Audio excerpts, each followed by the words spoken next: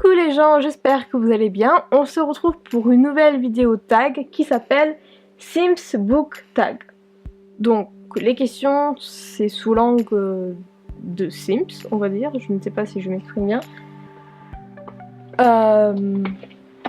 Et les questions c'est par rapport au bouquin, donc c'est marrant. Première question. Les Sims originels. Le meilleur premier roman d'un auteur.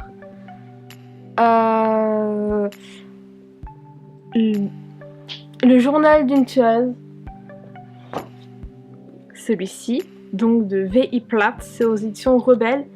Il est aussi disponible sur Kindle, moi je l'ai sur les deux.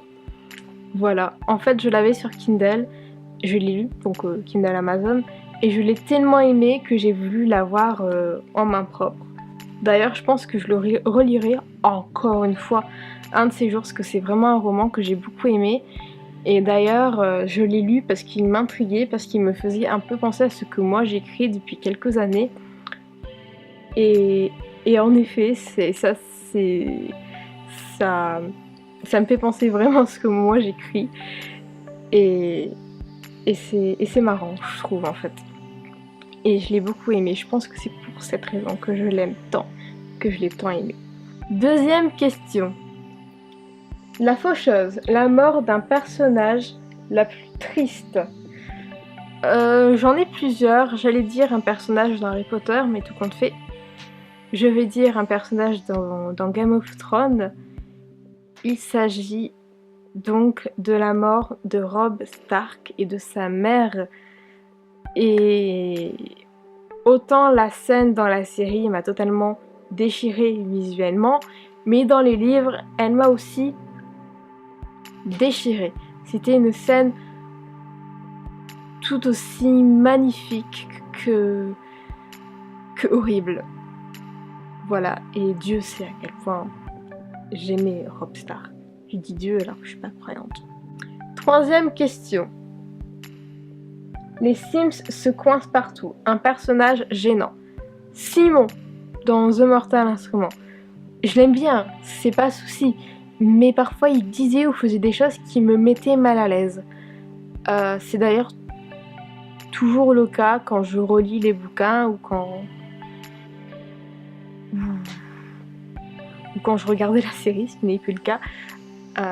Il est gênant. Il est sympa, mais gênant. Quatrième question. Seamless, j'ai aucune idée de ce que ça veut dire. Un livre avec une très belle plume. Là, je vais dire juste un auteur, Eric Metzger, parce que ce soit son premier livre, son deuxième ou son troisième, je trouve qu'il a vraiment une très très belle plume. Voilà, je ne le redirai jamais assez. Cinquième question. Les extensions, une série où les livres n'ont fait que s'améliorer. Les chroniques lunaires de Marissa Meyer. Donc Winter, Cress, Cinder, Scarlet, même Levana. Je suis toujours aussi amoureuse de cette saga, même si elle est terminée. Et vraiment, au fil des tomes, ça n'a fait que s'améliorer. C'est une saga qui est totalement incroyable, que même si le young adulte n'est pas votre genre, je pense que vous devriez quand même le lire, même si vous avez aimé les contes de fées quand vous étiez petit, parce que ça se base sur ça, dans une ambiance futuriste, mais ça se base sur des contes de fées, et c'est une saga qui est tout simplement magnifique. Sixième question. Romance chez les Sims, le pire cas de coup de foudre. Je suis désolée, mais Harry et Jenny, je n'ai jamais compris. Pour moi, il n'y a rien. Il y a rien. Enfin, moi, je ne ressens absolument rien. Que ce soit dans les films ou dans les livres, je n'ai rien ressenti à leur égard. Je comprends pas. Donc pour moi, je vais pas dire que c'est le pire coup de foudre, mais il fait partie des pires. Je n'ai jamais compris. Et Ron et Hermione, c'est pareil. J'ai jamais compris, ils sont si différents l'un de l'autre, c'est pas possible. Non, je suis désolée, mais les romances dans Harry Potter en général, je ne comprends pas. À part peut-être la mère de Harry, son père, où là, bon, c'était mignon. Mais sinon, je ne comprends pas. Je suis désolée, mais J.K. Rowling et les romances, je ne crois pas que c'est quelque chose qu'elle sait faire. 7e question. Code d'Autriche, un livre complètement irréaliste. J'ai hésité parce que j'en ai beaucoup qui sont quand même particulièrement irréalistes. Et je vais dire Hunger Games, en fait, parce que c'est pas mal irréaliste quand même. 8e question. Le comblement des besoins. Un personnage qui a pris toutes les mauvaises décisions. Je sais pas, au hasard, Elena Gilbert dans Le Journal d'un vampire, que ce soit la série ou les livres d'ailleurs, même si elles sont totalement différentes l'une de l'autre, franchement Elena Gilbert. Ouais, côté mauvaise décision, je pense qu'on peut pas faire pire. Elle est là, mais vraiment là. Non, franchement, on peut pas faire pire. 9e question. Erreur code 12. Une série qui a bien commencé mais qui n'a fait que s'empirer. Le Journal d'un vampire. Jusqu'au tome 5, ça va. J'ai encore les 5 tomes qui sont... Bon, en fait, non, vous les voyez pas, ils sont de l'autre côté. Voilà, qui sont là. Le reste, je les ai lus presque à la fin. Presque. Jusqu'au tome 10 ou 12, je crois, je ne sais plus.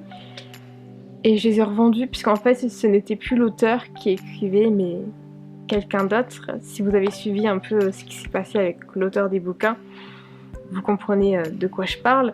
Mais ouais, à partir du tome 6, ça n'a fait que s'empirer.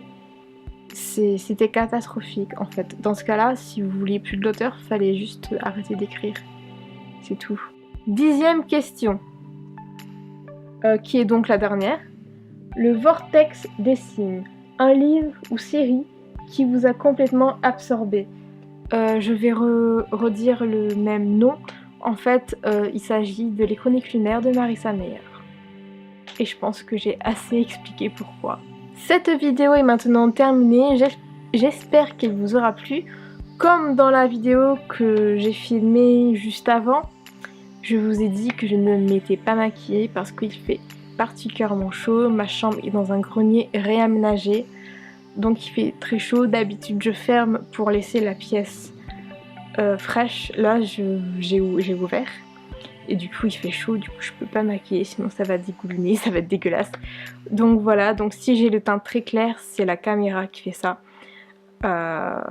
C'est pour ça que quand on filme il vaut mieux se maquiller, mais là franchement, premièrement j'avais la flemme, deuxièmement c'était pas possible, et troisièmement dans la vie de tous les jours je ne me maquillais pas. Voilà, donc j'espère que cette vidéo vous aura plu. Je vous invite à laisser un commentaire si elle vous a plu ou non, de laisser un petit pouce en l'air si elle vous a plu, de la partager sur les réseaux sociaux, de me suivre sur les réseaux sociaux, tout ça c'est en barre d'infos de toute manière. En tout cas, je vous dis à la toute prochaine et en attendant, je vous souhaite d'agréables lectures. Ciao!